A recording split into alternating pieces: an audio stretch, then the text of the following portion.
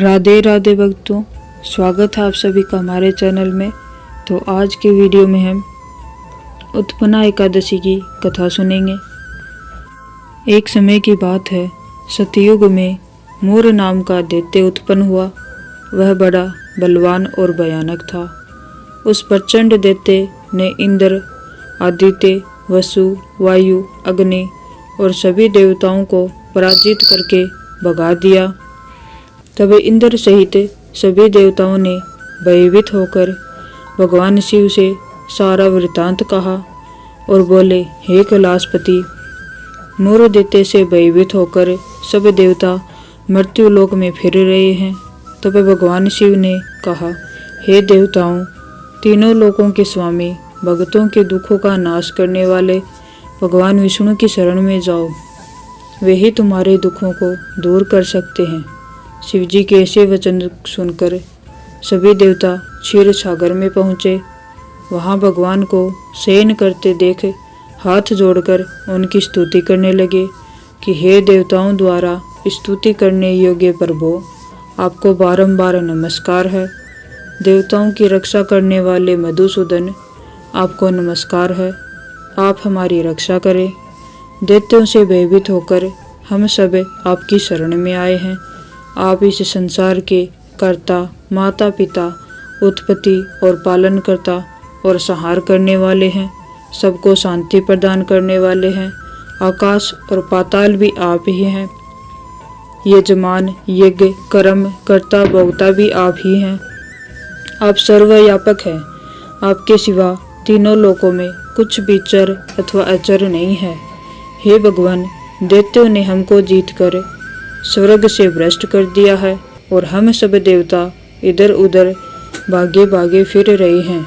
आप उन दैत्यों से हमारी रक्षा करें। इंद्र के ऐसे वचनों को सुनकर भगवान विष्णु कहने लगे, हे इंद्र, ऐसा मायावी दैत्य कौन है जिसने सब देवताओं को जीत लिया है? उसका नाम क्या है? उसमें कितना बल है और किसके आश्रय में है तथा उसका स्थान कहाँ है? यह सब मुझसे कहो। भगवान के ऐसे वचन सुनकर इंद्र बोले, भगवान, प्राचीन समय में एक नाड़ी जंग नामक राक्षस था। उसके महापराक्रमी और लोक विख्यात मोर नाम का एक पुत्र हुआ। उसकी चंद्रावती नाम की नगरी है। उसी ने सब देवताओं को स्वर्ग से निकालकर वहाँ अपना अधिकार जमा लिया है।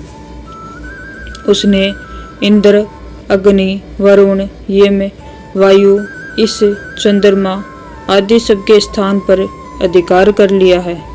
सूर्य बनकर स्वयं ही प्रकाश करता है, स्वयं ही मेघ बन बैठा है और सबसे अजेय है। हे असुर निकंदन, उस दुष्ट को मारकर देवताओं को अजेय बनाइए। यह वचन सुनकर भगवान ने कहा, हे देवताओं, मैं शीघ्र ही उसका संहार करूंगा। तुम चंद्रावती नगरी जाओ। इस प्रकार कहकर भगवान सहित सभी देवताओं ने चंद्रावती नगरी की ओर प्रस्थान किया। उस समय दैत्य मोर सेना सहित युद्ध भूमि में गरज रहा था। उसकी भयानक गर्जना सुनकर सभी देवता भय के मारे चारों दिशाओं में भागने लगे। जब स्वयं भगवान रणभूमि में आए तो दैत्य उन पर भी अस्त्र शस्त्र आयुध लेकर के दौड़े। भगवान ने उन्हें सर्प के समान अपने बाणों से बींध डाला। बहुत से दैत्य मारे गए, केवल मोर बच गया। वह अविचल भाव से भगवान के साथ युद्ध करता रहा। भगवान जो भी तीक्ष्ण बाण चलाते वह उसके लिए पुष्प सिद्ध होता। उसका शरीर छिन्न भिन्न हो गया, किंतु वह लगातार युद्ध करता रहा। दोनों के बीच मल्ल युद्ध भी हुआ। 10,000 वर्ष तक उनका युद्ध चलता रहा, किंतु मोर नहीं हारा। थक कर भगवान बद्रिकाश्रम चले गए। वहाँ हेमवती नामक सुंदर गुफा थी। उसमें विश्राम करने के लिए भगवान उसके अंदर प्रवेश कर गए। यह गुफा 12 योजन लंबी थी और उसका एक ही द्वार था। विष्णु भगवान वहाँ योग निद्रा की गोद में सो गए। मोर भी पीछे पीछे आ गया और भगवान को सोया देखकर मारने को उद्यत हुआ। तभी भगवान के शरीर से उज्जवल कांतिमय रूप वाली देवी प्रकट हुई। देवी ने राक्षस मुर को ललकारा, युद्ध किया और उसे तत्काल मौत के घाट उतार दिया। श्री हरि जब योग निद्रा की गोद से उठे तो सब बातों को जानकर उस देवी से कहा कि आपका जन्म एकादशी के दिन हुआ है, अतः आप उत्पन्ना एकादशी के नाम से पूजित होंगी। आपके भक्त वही होंगे जो मेरे भक्त हैं। तो ये थी उत्पन्ना एकादशी की एक पावन कथा। अगर आपको ये कथा अच्छी लगी हो तो वीडियो को लाइक कीजिएगा और चैनल को सब्सक्राइब कीजिएगा, और ऐसी कथा सुनने के लिए हमारे चैनल को अवश्य सब्सक्राइब कीजिएगा। आप सभी को राधे राधे।